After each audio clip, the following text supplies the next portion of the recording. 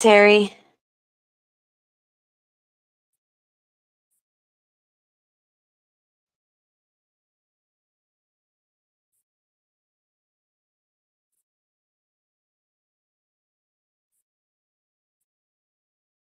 Okay, can you hear me now? Yeah, we can. Good morning. Good morning. Wonderful time the other night. It was such a nice evening. I'm so glad everybody was able to come out. And we were short so many people because people were getting sick. So I'm like, I got to do it again. Like, I had so many friends who have colds right now. So I'm like, let's have a second party. It was really nice. And Gigi's made everything so perfect. I didn't have to do anything. It was lovely. I really love that place. I mean, I think they did an incredible job because I remember I went and interviewed them. Remember you set it up for me years ago, back And in it the was early days. completely different, right? I mean, they have gone through Yeah, such a transformation there. It's incredible. and it's so nice that they are there and that they're small business, family owned. But the best part is they survived the pandemic. I mean, like, if you look at the statistics of a lot of businesses went out. That's been around for some businesses been around for like 30 years and they closed down because of the pandemic. Yep. Gigi's has such a loyal following. It's incredible. And they were able to sustain through it and thrive. I mean, they have opened, I was saying the other night, they now have a marketplace, like a little grocery store that's in the same shopping center as Gigi's Music Cafe. The family also has a tattoo parlor. They've got a hair salon. They have launched their own line of wine. They are just They're one of the most incredible families I know. We should actually get them on to do one of our shows. Emily, I was blocked out for a little bit there. You said there would have been more people, but what happened? Oh, a bunch of my friends have there's some kind of like cold or something that's going around, and a bunch And they of my don't want friends to. are Yeah, sick. I And get it. I definitely was like, if you're sick, don't come. Yeah. But yeah, I was like, we have enough people to throw a second party from the people who were sick for the first parties. Sounds like a plan. Right? I'll take it. Any excuse. Yeah, it's great food. I think it's great. It was a great ambiance. I'm glad. I'm glad I left my development. I am too. Thank you. Thank you both so No, much for coming out. well, the next one would if your next one, I was thinking if you want, if you write it up, I can publish it for you in the press room, and we can just link it all up because it is a big Absolutely. thing. It's a big thing. It's an exciting milestone. And then you can do like so much because I researched it. Like I did my show too, but I know because I wanted to write yours up in a certain way because I wanted to make sure it's organized and because it's the end of our year of Empower Yourself Monday. So I was researching how all the different communication companies. So I have some ideas for you because I sat up last night and I was like, oh, this is a good idea. Oh, look at this. So and then they have like 10-year, 15-year, 20 years, 30-year. There's a whole Wow. things to do to celebrate every mark of because like women communication, oh my gosh, we were founded in 1909. I mean, next year, I mean, it's gonna be a big celebration for us. So, and I remember the 100-year celebration with the centennial was incredible. Wow. Yeah, we'll have to do it up big next year. That'll be fun. We'll do like a big AWC celebration. Yeah, and we'll be doing something somewhere out and about because that's what we're gonna start for 2023. I'm ready. It was so nice to get out, by the way. So let's just start. I'm gonna go ahead and introduce and say hi to everybody. Good morning, everyone. Welcome to Empower Yourself Monday. This is our episode 41. And today's special guest is our very own communication director, Emily Taffel. She goes by Emily on the Av on Twitter, and she is the founder and CEO of MugsyPR, and they're celebrating the 10th anniversary. And today we're celebrating Emily and also getting to know her better. I mean, we already know her, but like we've been doing this with. But I also want to know. Our goal is to find out what did she remember 10 years ago when she first started, because she was doing this before 10 years ago, just to actually say this is my company, and then what she's how things have changed, what has inspired her along the way. So before we start any of our Empower Yourself Monday, we always have our VP, Terry Michael, to lead us in a breathing exercise. So Terry, the mic is yours. And before hand you the mic, I want to say hi to Graciela. Hopefully she can grab the mic with us. And also Mr. JB, welcome. Thank you for being here. And again, everyone, welcome. And it's an Empower Yourself Monday. Terry Michael, the mic is yours. Thank you, Tonya. Welcome, everybody. Okay, whether you are standing, sitting, laying down, gently close your eyes. Relax your face. Relax your neck, your shoulders. Feel the stress go down your arms, out through your fingertips. Relax your chest, torso, hips. Visualize the stress going down your legs, out through your toes, and you're completely relaxed. Take a deep breath in through your nose. Exhale through your mouth. Again, inhale. Exhale. One more time. Take a deep breath in. And on that exhale, again, visualize the stress going through and out your fingers and your toes. And now you're completely relaxed. All I want you to think about is the air gently going in and out through your nose. Visualize that, clearing your head of anything else. If anything else does come into your mind, just watch it float away like clouds in the sky.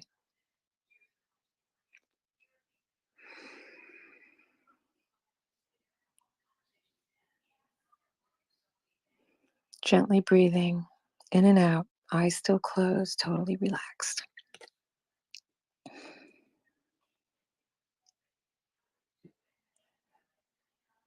Now we're going to come back and I'm going to close with these thoughts. The individual epitomizes the universe. Where exactly does your influence on life end? You'll never know the full power or consequences of your actions and choices. Enhance the whole of life today through your actions. Namaste. May the divine in me honor the divine in you. Thank you. Thank you, Terry. Every time you do that, I realize I don't breathe enough. I was like, oh my God, I I need to breathe. know. I know. We're all holding our breath more than breathing. I get it. I get it. And it just seems like breathing is it's free. Oh, I We know. need it. I know. And everyone is so. So today we are chatting with our communication director, Emily Taffel. And again, like I said, I always talk about her MugsyPR project because her company and that project is her brand, and she helps other people create branding. But besides that, she's an incredible speaker. I had the opportunity to sit in several of them from Social Media Club South Florida, and she's done stuff with women communication. But what I really love about her is her innovation and her team. And so I wanted to go ahead and just today, and we spent Saturday night with her celebrating her 10-year anniversary. And I'm thrilled that you're going to have another party because I guess it was just I was like, oh my gosh, I really enjoy being out. And then nice to see your friends too and everyone also. It was so nice. Like, I even had one of my best friends from high school flew in from Massachusetts for it. Like, it was just really cool to have everybody there together. And thank you both for coming. And Terry, awesome to meet your daughter. She was so nice. We're going to definitely keep in touch. Oh, thank you. Yeah. But yeah, we have come a long way in 10 years. So it was nice to have my team out there to celebrate them too. Yeah. So what I remember about Emily was your Emily on the app. your events, your beer crawl, your Yeah. Yeah. all your different. And I wasn't sure, like, was MugsyPR founded back then, or was it you were just working, doing some different projects? And so, why don't you I tell us a little bit about the beginning? Yeah, so that was before Muggsy. We basically with through social media, Leah and I, Be a Bunny on Twitter and social media, she and I were like, all right, social media seems to have these great events, these tweet ups, and you get a bunch of people from Twitter together at different locations and they meet up in real life. And we were like, oh, we could do mini beer ups, right? Like we could have events at World of Beer and people can come out and try different beers and network. So we started throwing the beer up events. We did Social Media Day Palm Beach, which actually back in at that time, probably not now, they've gotten pretty big with them, but back then we were the largest social media event in Palm Beach County for Social Media Day. So that was cool. We held that at Funky Buddha, and we just started throwing events, which is still to this day, that's what Muggsy loves to do, is get people immersed in whatever it is that we're doing. So we started with the events. I was still working at a different firm, and this was a couple years before Muggsy, and just loved it. And I was like, I really should just start doing this for myself. And it was this voice in my head, like, why are you still working for other people? Just branch out, do your own thing. But there is such a level of fear in that. And as I said on Saturday night, I had a few cocktails one night, sat down to watch a movie, and I watched We Bought a Zoo. And that's the film with Matt Damon where his family takes over a zoo. And in the movie, he says how sometimes all you need in life is just 20 seconds of insane courage. And I was like, sure, I've got 20 seconds of courage. I'm going to start a company. And I typed up a resignation letter, sent it into my current office, and said, here's my 2 weeks notice. And then I went online and I went to sunbiz.org and I started the paperwork for a MugsyPR business license because I was like, this is happening. And then I woke up the next day and I was like, oh gosh, what did I do? I just quit my job. But I had 20 seconds of courage and I knew, okay, I have about 2 weeks to figure this out because then I will be jobless, which is not something that felt really super comfortable to me. I am somebody who really does love to work. So I just figured, you know what? We've been doing this for so long. We reached out to a few of the companies we had done events for. We actually started going pretty much door to door. And at the time, it was myself and a couple of my friends who were just helping me out. And we started going door to door and we stumbled upon Gigi's. So then at that time, we had a few months that we did some work without having any official contracts or anything like that, just trying to get our feet wet and doing this on our own and making sure we had our internal organization all set up. And then my friends who were awesome, I'm talking like sitting in my living room on the floor on my couches, like helping us put everything together. My brother made our first logo and website. We were fully grassroots. And then I called a friend of mine who I had worked at a firm with prior, Sarah Caro. And I said to her, do you want to quit your job and come work with me? We can do this. Come be the vice president. Come be a part of Muggsy. So she said, sure, absolutely, 100%. So she quit her job, came to work for Muggsy, and she and I ran it together for many, many years. And for a long time, it was the two of us. And again, a few friends who would pop in here or there to help us out. And then slowly we grew. And we brought in a few contractors. Then one day, one of our contractors said, I can't do this job right now. I've got another job, but I'll send in a friend of mine who might be able to help. And Ryan Cohen arrived, who at the time was our new graphic designer and now is my husband and our creative director. And he and I run Muggsy together. And we put together a team. We now have 7 employees who work with Muggsy, full-time and part-time. And we are a full service PR marketing, event, photography, videography, content creation. We do a little bit of everything now. And it has definitely changed both the industry and our company and the way we run things and the decisions we make over the last 10 years. But I think we're definitely, not even I know we're in the best place we've been. So it's exciting where we are now and really looking forward to what's coming up next. I love it. Yeah, I remember you guys. I mean, like you. I was one of the lucky ones that was able to be part of some of your events as a media person, and I mean, like Boca Bacalhau. My gosh, that was just incredible. That's still, yeah, Boca Bacchanal is still like one of my favorite events.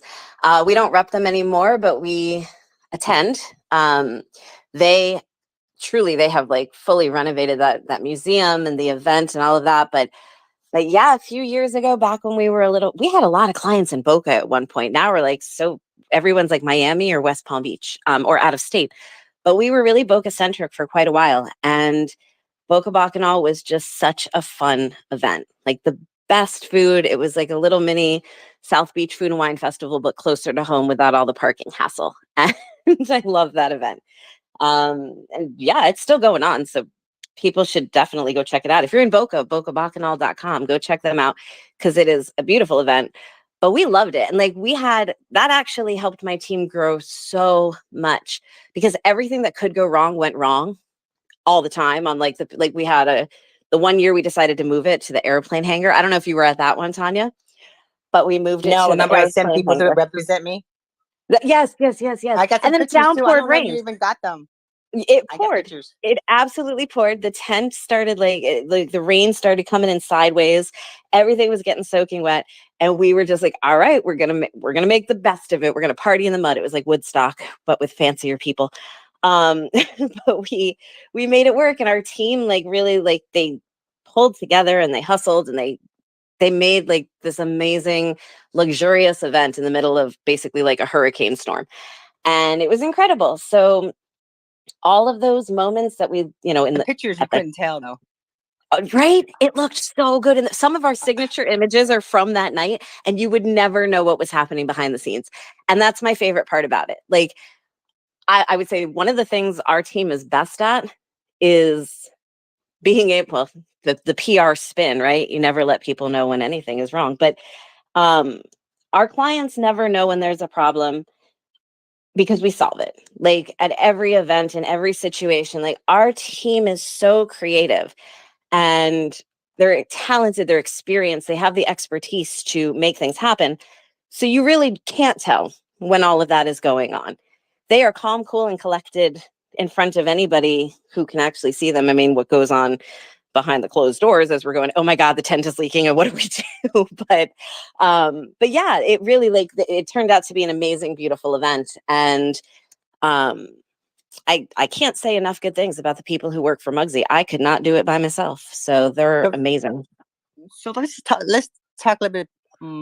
Besides events, you do a lot of social media marketing and branding. Um, say 10 years ago, because what are your thoughts compared to today? 10 years ago, what as far as how communications has moved, how social media is in the forefront. I mean, like I know 10 years ago, social media was starting, but it wasn't like that happening. Because I feel like social media really kicked in 2000, 12, 13, 14, that era. Yeah. But, so tell us about that and how was it and what platform did you start out on the most? So when I started Mugsy, I came out of a job where I had just started launching social media programs for luxury hotels. So I was working like we were the first ones at the previous firm to like launch social for Ritz-Carlton and a couple of those major hotel chains. So coming into Mugsy, I had a base knowledge of what we had done for the hotels. And I was really at that time, it really was Facebook, Twitter. There was a lot. I mean, we were so heavy on Twitter. Um, and that was, I would say for me, that was actually where we were focusing a lot of attention because we were able to say to these hotels, you can surprise and delight guests in real time, customer service in real time. People are hopping onto Twitter to say nice things, to complain, to converse about their trip. Like it really was very interactive in 2012, 2013, 14, 15. So a lot of our social, again, Facebook, and Twitter. I mean, Instagram was not something we were as focused on. And certainly there was no TikTok at that time. YouTube was a thing, but we were creating marketing videos and putting those out, but it wasn't the avid use like it was for Twitter for our clients. And especially like when we first started Mugsy, we were focused on entertainment clients. So we had Gigi's Music Cafe, we had Remy Connor, who's a magician, Cupcake Burlesque. We had several other entertainment guests. Then we brought in Boca Bacchanal and the Boca Historical Society and their events, and we got really event focused. So all of that really worked so well on Twitter. Things have changed a lot, and now we're really focused. I mean, recently we were focused on Instagram. Now that focus is on video in general, which syndicates onto TikTok. And we are teaching our clients how TikTok is very useful for any age demographic and all different niche industries, and how to use it and how to use it correctly. And now there's all these new apps that we're getting used to, like Be Real and some of these other new applications that we know some of the target demographic for our clients are using. So we're trying to get comfortable with them. And I still think Be Real is a really odd one for me, but I'm trying to figure out marketing applications for it for the clients. And so it's always evolving. Every single time we think like, oh, we figured it out and we're getting these great stats for our clients. And then the algorithms change and we learn again and we kind of keep the flow with it. I think that keeps it stressful, but it keeps it interesting. And it keeps our team on their toes, certainly. But I think the big thing with social is that like during the pandemic, it became not just something that people were doing for fun, but it became extremely necessary. Like everybody had to figure out how to market their business online. And so our largest thing in social was training in 2020.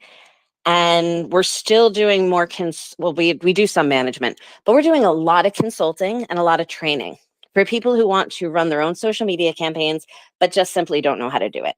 So they come to us, we help them with their content creation, we help them with their strategy, we help consult on what they should be doing, shouldn't be doing, what's good, what's bad, what their competition is doing. We come up with concepts for them, and then they take that and we get the ball rolling and they run with it.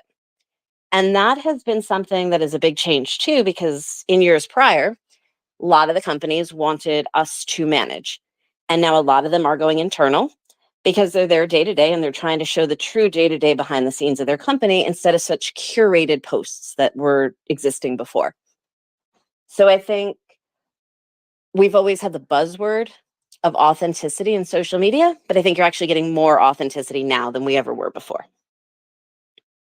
Yeah, I agree with you. I agree with you so much about that. That like, I talk a lot about that to some of the clients I still work with. I just always tell them like, if you want to hire somebody to come in to manage your social media, go for it. But you're not going to own your content. You should always try to manage it, and hire someone like yourself to come along and like organize how things are going to be looking like.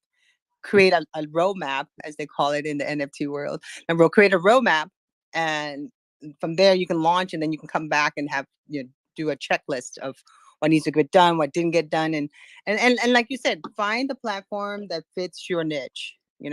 Like where you have the people are, what they're doing, because I feel like when you can't be on every platform. I've You can't. discovered that, right? No, absolutely not. Like if you try, you will drive yourself crazy. You won't put out good content on every platform. You end up just putting the same content on everything, and the same content doesn't work on each platform.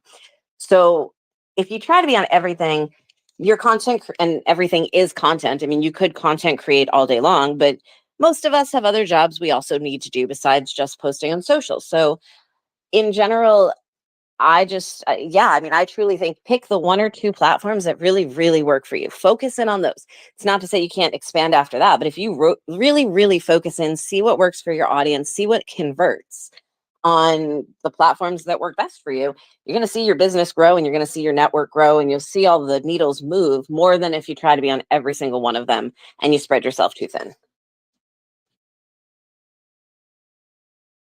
Yeah, I think a lot of people go through that, but I guess it's people figure it out. So along the way, because there's a lot of different events that I know you got into that I'm dying to find out more about. and then I want to go ahead and get the mic out, but tell us about the yacht business, the boats. Like how did you guys get into that? Because I know you're busy during that time. We are. So my whole background, if I say my whole background, right? I did not grow up on yachts or boats or anything like that. But when I started in PR, so kind of to jump way, way back, when I went to college for theater. I was not in PR or marketing whatsoever. I was like, I'm going to be a stage manager or actor. So I wanted to be in theater. And I went to University of Miami for the Bachelor of Fine Arts program, started doing theater, and they needed somebody to promote the play. So I started promoting the play to local media. And then I realized, all right, I'm really, really good at this. So I switched my major into business and marketing. And I switched my school to Nova to their business program. And I still did a minor in film and theater. But I started I started studying public relations. And there was a very small PR and marketing firm owned by the most amazing two humans in the entire world, Jerry Haber and John Quinn. And they were like, let's take a chance on this girl who has no idea how to do PR and hire her to work in our firm, entry level, and teach her. And so while I was in college, they hired me and started teaching me the world of PR. And one of their clients happened to be the Fort Lauderdale International Boat Show, which is the world's largest yacht show. And they, I mean, no total pun intended, they threw me into the deep end of like this entire client base of yachting clients. So my first foray into the professional world of PR was the Fort Lauderdale Boat Show, Palm Beach Boat Show, and Miami International Yacht Show. And I loved it. This was a world that I knew nothing about prior. I had not been upon yachts ever in my life. And now all of a sudden I was on multi-million-dollar seafaring vessels that had artwork on them that I'd only seen in museums, and decor and design that was probably, one chair is like the cost of my entire house. And I was like, okay, this is this is something I may not be a part of on my own, but I can professionally exist upon these yachts as long as they will let me.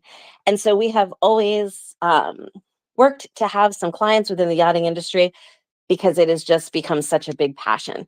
And it's spectacular. It really is such a unique niche world. And the marketing for it is so incredibly different than any other industry because these are people who, the owners of super yachts, the owners of mega yachts, and it's a size difference, right? But the owner of any of these yachts, these are people who want what nobody else in the world has. So when you market to them, you can market these incredible experiences, amazing products. Like you can market in a very different way because you're not fighting for the dollars. You're fighting for having the most unique event, having something they can't get anywhere else, having something that they can turn to their friends and their friends can't have what they just did or what they own. And so that's the fun part about that industry. In every other industry, we're trying to make sales, we're trying to sell tickets, we're trying to get a product out there. And here we're trying to say, what does nobody else have that we can offer? And it's fun. So that's how I got into it.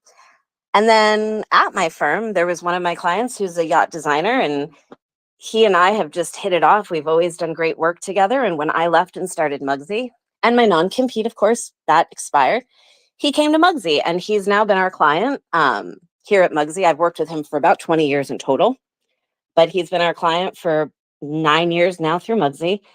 And yeah, we've done some award-winning work for him. We have done some amazing, my husband does photography, so some incredible photo shoots that are just like mind-blowing. And it's a fun industry. So that's how I got into the yachting world. And I don't plan on stepping out of there anytime soon because it is, of any industry that we work in, the one that keeps it the most interesting, not just being on the boats, but from marketing, from social media, through all of it. So do you get to go to those cool boat show parties? I do. I'm at the point where I send people sometimes to some of the boat show parties because we work them all day too. So I'm like, I'm exhausted. I've been up and down the docks. Y'all go to the parties. But we've done some amazing parties that we've gone to. We've thrown some amazing parties over the year, but we have definitely gotten to go to some events that I look around, I'm like, I should not be here, but but I am here. So hello, I'm going to take up my space at the table. But yeah, some really spectacular events that they throw. I'll tell you Yeah. one story. I went to a party on one of the boats and they had so much caviar out on the table. And I just started like looking on my phone because, that's the classy part of me, right? I'm like, how much does this caviar cost, right? And I was like, right, like there's at least a year's worth of rent in caviar upon the table of this event. And it's mind blowing to see the wealth that is at these parties, but also the creativity. Because here's the thing, they have all this caviar out, and then they brought in experts who came in and taught how to properly do what they call caviar bumps, which is where you put the caviar on your hand and you lick it off of there, and then a pairing with different types of food that would go with it, and then a drink pairing with the caviar. So like it was phenomenal how they put together the event itself. And then again, just mind-blowing to see this world that we don't usually, well, I at least usually don't get to be a part of. Wow, that's I'll be just sitting here taking pictures, and one day I'm gonna upload it, but I'll take them. I am not allowed to upload a lot of them. So I have a lot of photos in my phone that are, discretion is key, especially in the yachting world. And a lot of the times we can't show off the boat, or we can't, it's a private owner.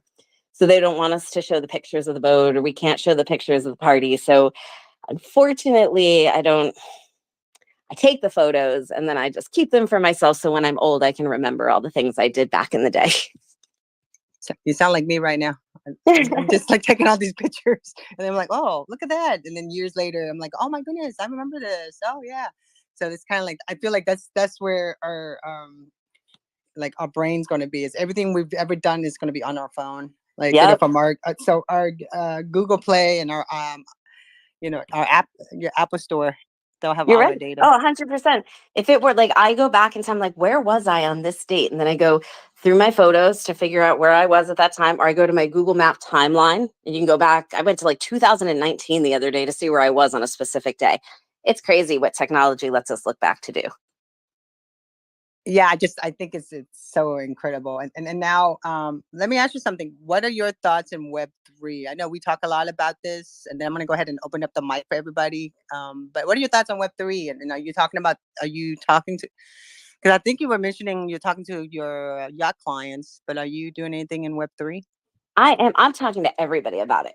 So I truly feel like everybody has to jump into it. Now's the time, because if you're not getting into it now, you're going to be behind, because lots of people are getting into Web3.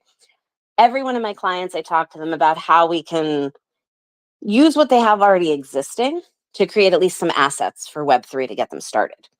Now, my yacht clients are jumping a little farther ahead, because we also do have, so for instance, like we already had created 360s of a lot of the yachts and filmed on incredibly high res, like amazing cameras. I don't know the technical terms for them, but we're able to gamify the interiors of yachts and things like that for games, for films, for things like that. So that was something that immediately we were able to kind of say to our clients, like, you have these assets already.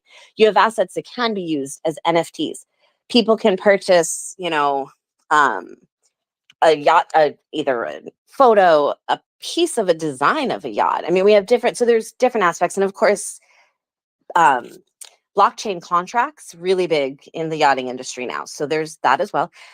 There's also a lot of media outlets that are part of Web3. So when we do press releases, when we send information out, when we're working with them on their content, we really are pushing or trying to recommend to our clients that we use a lot of these Web3 outlets as well, because it just gives them a foot in the door without making it complicated for them to jump in. And then we're doing this with our nonprofit clients, our entertainment clients, like as they create content, as we're creating strategy for their content, we're definitely keeping different pieces of Web3 in mind for that, because there are so many applications. And then, of course, you've got, we want to be able, I mean, eventually we want to be able to let people like tour a yacht in the metaverse, take a virtual trip from, on a yacht through to an exotic port and have it really feel like you're there through VR. Outside of the yachting industry, we want to definitely make sure that, as you mentioned, even with the church, with different places, like being able to create these metaverse areas where we can then have hybrid events.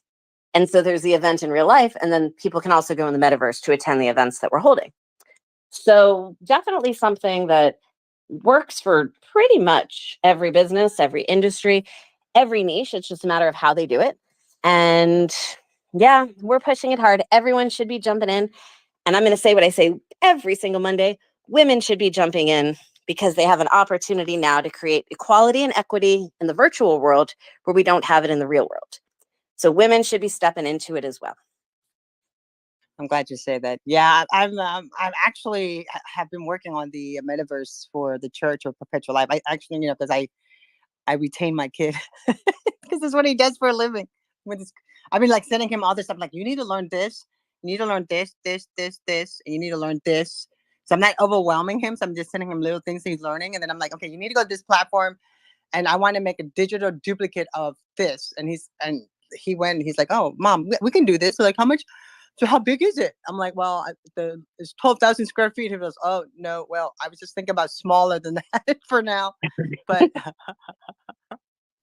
But like I'm like the way he explained it to me, different platforms you can literally record what the place looks like and upload it, and then that platform creates it for you, so you can actually have a digital duplicate of what you're doing, and as an event or even.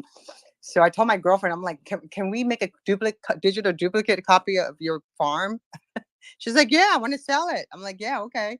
That's So yeah. right. Real estate. I mean, so many applications for real estate. There's apps right now on the phone. Like anybody can go on and play with it just to see what it's like. Because there are apps where you can scan a room and it creates a 3D rendering of the room, right? And that's the same application on a smaller scale of a lot of these cameras and programs and things that allow you to scan the space and create a metaverse world. So they're making it more and more accessible. People can start to get a feel for it, learn it, play with the apps, and then take it to a larger level, because we are going to be more of a hybrid world as time goes on. People are doing more and more and more online. People are going to be spending more of their time in the metaverse as it builds up, because it's just where technology is going. And we see it now with more screen time than it was 10 years ago and all of that. So and now, we all have, it's in our pocket, it's mobile devices. We're running around with them all the time. So it's just the most accessible way to reach people. So I do think start small, or hey, jump in, start big, but start small, learn how to do it. Don't feel overwhelmed with it. Learn the app, like the how-tos. And then you can jump in bigger and bigger and do amazing things for your business and professionally, personally, bring it to Web3. So I pinned some stuff on the nest. So we got about 20 minutes. If anyone wants to grab the mic, ask some questions to Emily, because she's a wealth of knowledge. I'm telling you, like anytime I need to know something, I call Emily. She tells me. But so we went and talked a little bit about Web3 and stuff. So let's talk about your really incredible podcast that you are doing. Several one besides, and then I didn't even touch on your book either. She's like a woman with, like, she's a mom. She's doing it all, actually. But you started a podcast during the lockdown, and included your ex and your husband. So, and it was written up in AP News, and so I shared it. I tweeted it out. I shared it. Why don't you let's talk about that. Sure. So everyone thinks it's kind of a crazy story, but when my ex and I broke up, he and I had dated for about 3 years. And when we decided we were going to break up, it was just that life was going in different directions for both of us. So we said, we're like best friends. So let's just stay best friends and break up, but stay best friends. And we managed to process the breakup and go through all of that and truly remain best friends. And so then when I met my husband, and he and my ex met, and I said, this is somebody who's not going anywhere. This is my best friend. Now you're meeting my current boyfriend. And the two of them ended up hitting it off really well. And because of a specific set of rules that we laid out about our breakup and the way that we would interact with each other, things we would and wouldn't go out to do together, all kinds of different things, we always joked and said we had the best breakup ever. So the three of us, because we do hang out all the time, said, why don't we podcast? We're always together. We all like to talk a lot. Let's launch something. So we launched the podcast, The Best Breakup Ever. And we started it talking about our breakup, different breakups other than ours that we've had, throughout life. Managing breakups, the good, the bad, the ugly. We met a bunch of breakup coaches. We didn't even know those existed, but breakup coaches existed. So we brought breakup coaches, a couple of them onto the show to do some interviews. And then we opened it up to the public and we said, if anybody wants to come on and talk about their breakups, come on and talk about it.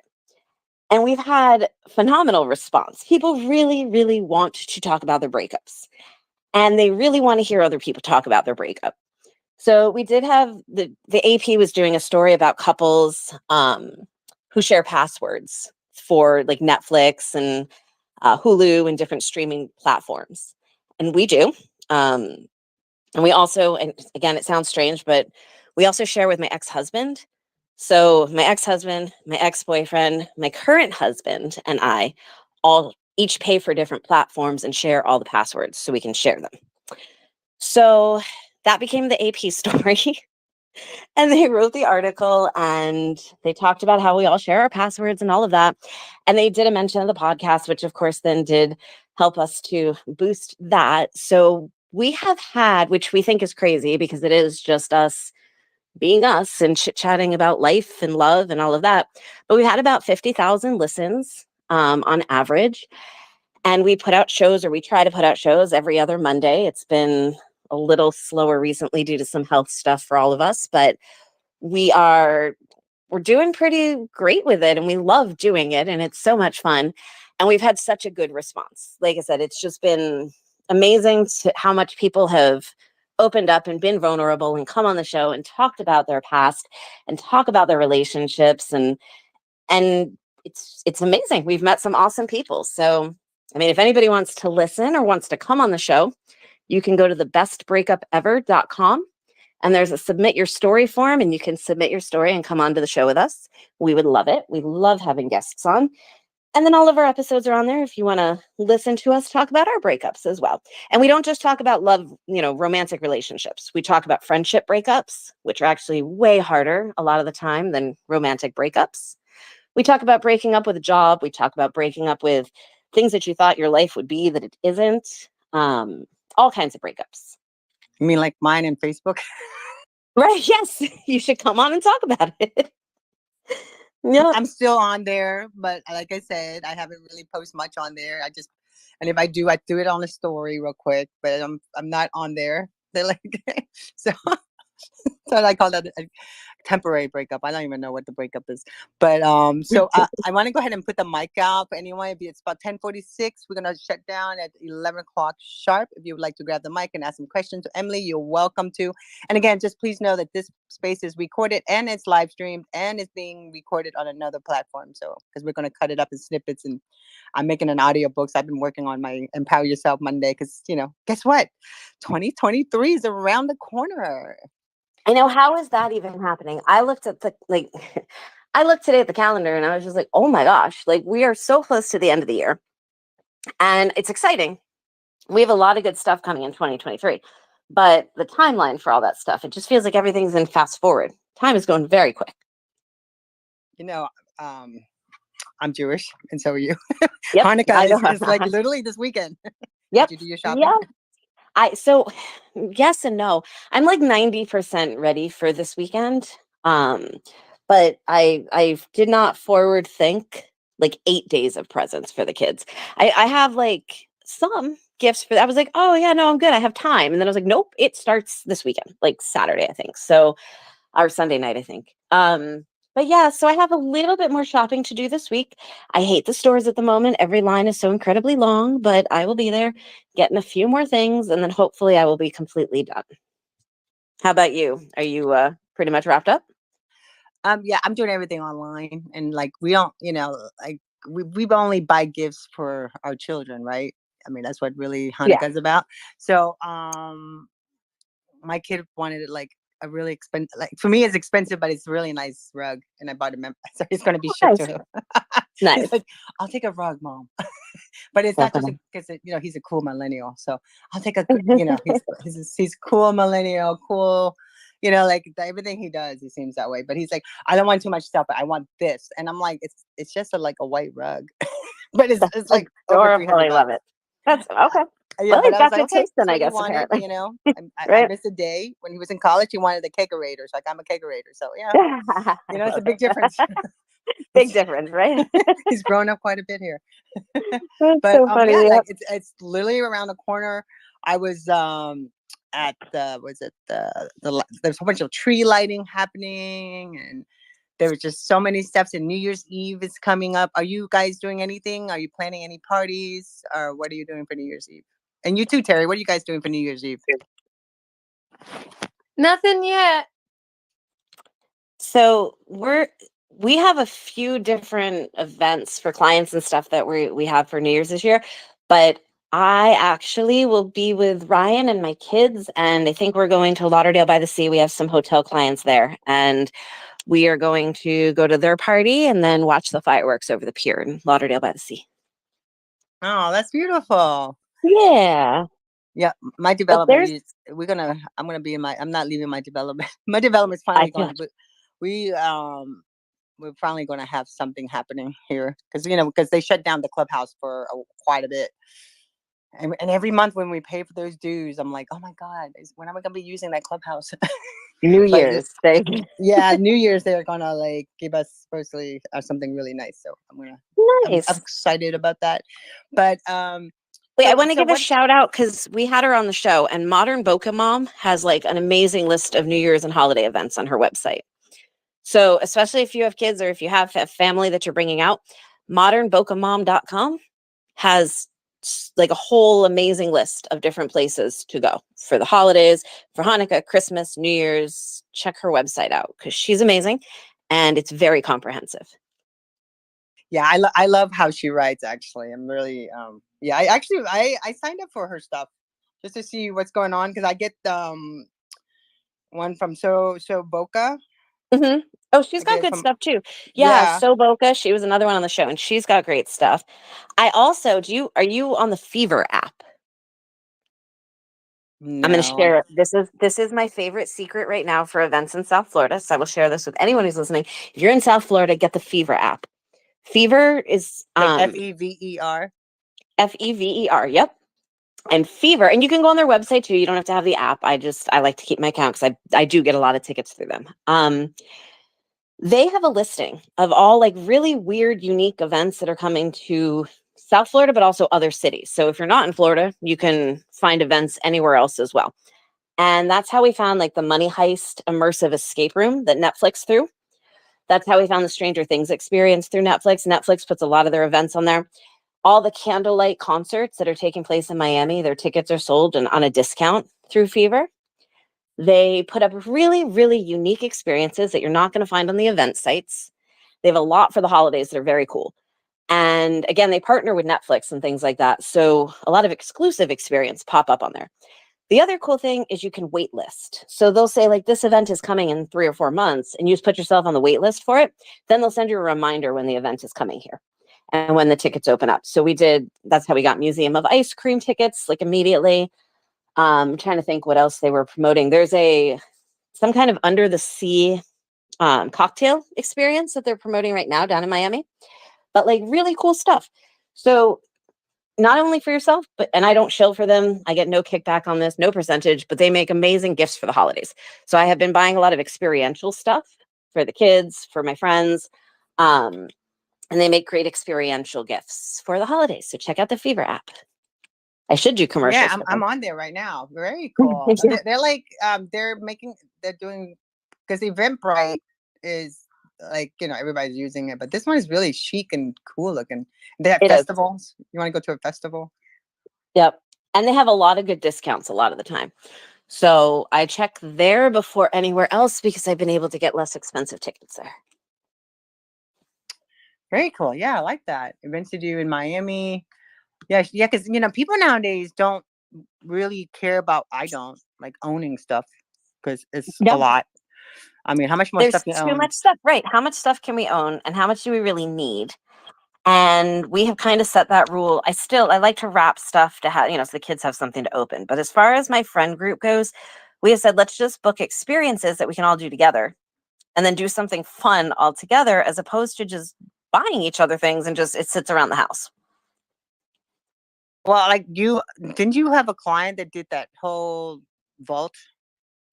Yeah. Oh, yeah. They're still, and they just expanded. So they're in Boca. That's I Adventure saw Vault. that. That's why I brought Yep. them up. I drove by them. I went to see my old clients at because I have all this food credit. So I went to have lunch there, business lunch there, and I drove by. I was like, did they just get bigger? Oh my Yeah, gosh. so they have two locations, one in Boca, one in Deerfield. The location in Deerfield is huge. It's got rooms and it's got a whole VR section. So they've got VR games and stuff that you can play. And then they've got the escape rooms. And then the one in Boca is all the escape rooms. And I mean, part of the reason we rep them is because I love escape rooms and they have some of the best. Like, unfortunately, now I've done their escape rooms. I can't go through again because I know the answers.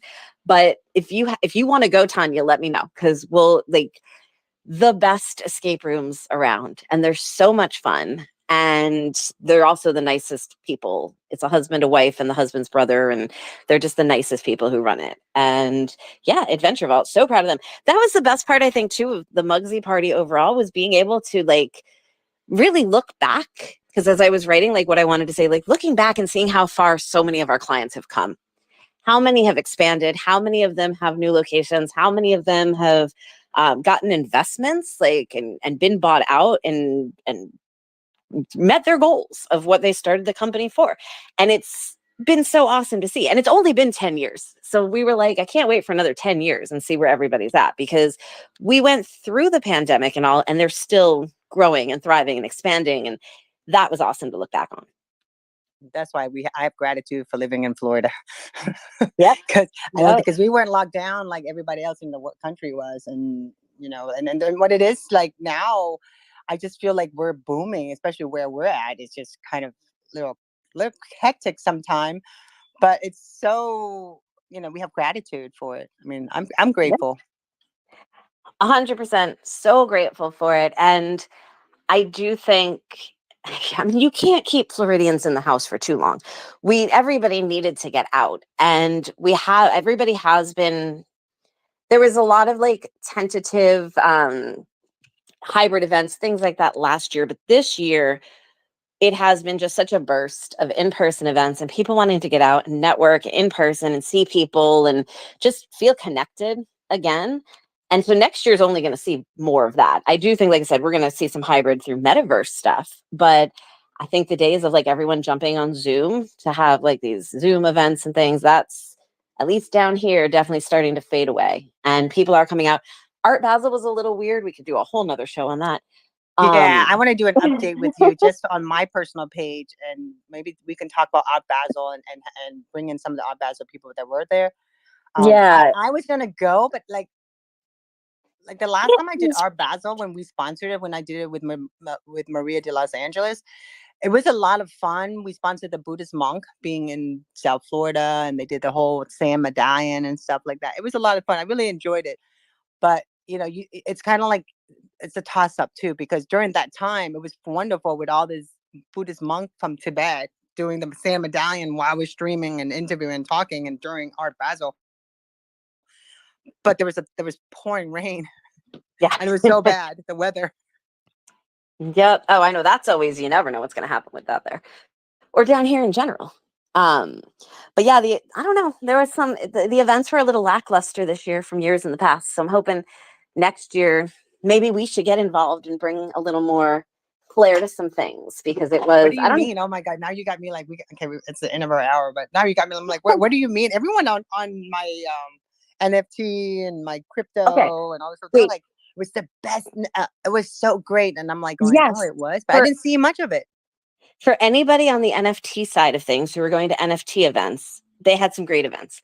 For all the galleries, all the events that like take place, or the installations, all of that, it wasn't what it's been in the past. It felt like the people who were entrenched in the metaverse stuff knew what they were doing, but the people from the art world in general who weren't fully, there wasn't that crossover. And then it felt like there was a different vibe in the years past, a little more energy towards things, a little less. I'll be honest, also, it was a lot of people filming themselves. So I saw more content. I hate to say this because I do believe social media is a really positive thing, but it was more people filming themselves being at Art Basel than putting out content of what was going on there. So we saw less art online. We saw less of the installations. We saw less of the creations for Basel, and we saw more of the people who were there. Yeah, I know what you're talking about. My actually, my best friend, one of my best friends, she her, like they're pretty well off, so they went to the Art Basel the night before it was opened to the public. Yeah, like the VIP night. Yeah, Yeah. so she was saying how really cool it was. She showed me some stuff. She took some pictures, but she didn't quite get it. And then she said that this NFT costs like 70 grand or something like that. You get the actual product plus the NFT. She said a lot of people didn't get it. They didn't quite understand what it was for. And it was just like, I think a lot, it's so early and people just need to be It's educated. early. That's Yeah. exactly like next year. It's going to be so different. The crossover this year just made it a little weird, but next year, like I am really, really excited for 2023 because I do think things are going to change rapidly because people were like learning in 2022 and now they're going to execute in 2023. That's my guess for this next year. Well, I am like I said, I got my headphones. I remember I told you I want to do that whole quiet party thing. I got my headphones. I got my hologram machines. I got my big hologram that we're gonna try to find the installation. We had the installation, but then they ended up shutting down because I didn't talk to them, and then they shut down. So I can't even install a big gigantic installation holograms because I wanted to see if it works. Because we made the miniature model of it and it looked really cool, but we wanted to be able so that it'd be like covering a whole wall. It's just a hologram, just like anything you want, and it's just like my best friend built it, and and then my other friend on about the artist, and he was building the stage for it. So we're gonna try to next year do it, but I'm gonna launch my headphones with my DJs with my music NFTs. Yes, do it. I can't wait. No, I'm so excited. And I know somebody who's looking to put together a silent disco thing. So I have to connect you because maybe y'all can talk about that together. Yeah, I would love to because okay, so what I did was we bought 12 or 25. I had to open the box. I bought the box, I got it on, I looked at it, I was like, cool. And it gives you 3 channels. So I'm like, yeah. So yeah, let me talk to them about because I'd love to just because I got the equipment. I just don't want I hate for my equipment to sit here and not be used, Yep. I just had an idea. We can talk about this off the podcast too, but Matt Mashler, you know Matt, right? He does all these amazing like interactive real estate open houses. Y'all should do an open house like a silent disco open house. There's so much to do. We don't have time in the day. I So know. many ideas. But see, the problem with Emily and you and I and Terry, we talk about, but we actually go out and do it, and that's the scary part. I know that's the best and the worst part because then I'm like I have too many ideas and not enough time in the day. So when you plan your second part 2 of MugsyPR 10-year anniversary, and you let me publish your press release in my press room, we're gonna come back and talk again about some more because there's so much stuff that in the last 10 years technology and communication has been going such a fast pace, and so many platforms have come and gone, and so many different jobs and different people doing different things, and content creation is not what it is like it was when we first started out. So I feel like it's such a good time. And now back then, 10 years ago, citizen journalist was a thing, right? And people are kind of like, no one talked about it. Now it's like, because of Twitter, citizen journalist is like the key word now. So much to talk about. So much to talk about. Well, I'm down to talk about it anytime. And I can't wait to have party number 2 and get everybody out there and celebrate again, not just Mugsy, but just how far we've all come over the last 10 years. And again, what's to come for the next 10, because that's the most exciting part too. We have so much ahead of us. Well, I want to thank everyone for being here. Graciela, I appreciate for sitting here listening to us. Would love to join us, but next time. And Brent, thank you for being here. And also Mr. JB, thank you for being here. Appreciate you. And Vincent, thank you so much for being here.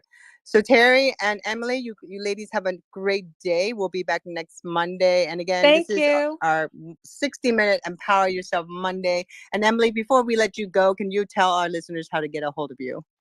Absolutely. They can find me on all social media under Emily on the Ave. You can also find me at MugsyPR.com, social media under MugsyPR. And you can find us at thebestbreakupever.com if you'd like to be on the podcast. So take a look at any of our sites. But again, follow me at Emily on the Ave, and happy to link you to anything else you'd like to see. Thank you, Emily. Thank you for the gem of the Fever app, because I'm now I know what to I shop now. know it's a rabbit I hole of downloaded amazing it stuff. too, Emily, for because you know Shannon, she's only here a few months, so she could use an app like that.